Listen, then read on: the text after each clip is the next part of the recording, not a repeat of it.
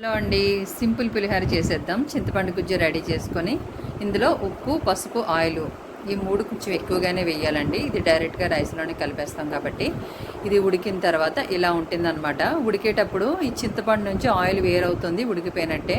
ఇలా బౌల్లో తీసుకొని చల్లారినాక ఒక గాజు సీసాలో తీసి ఫ్రిడ్జ్లో పెట్టేయండి. మీకు 1 వీక్ అయినా కూడా నిలువ ఉంటుందండి. ఎప్పుడు కావాలంటే అప్పుడు రెడీగా ఇన్స్టెంట్ పులిహోర తయారు చేసేసుకోవచ్చు. ఇప్పుడు వేడి వేడి అన్నంలో చక్కగా ఇలా కలిపేసుకోవచ్చు అండి.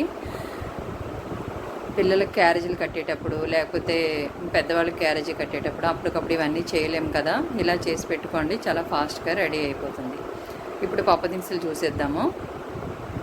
జీడిపప్పులు, గ్రౌండ్ నట్స్, పచ్చెనగపప్పు,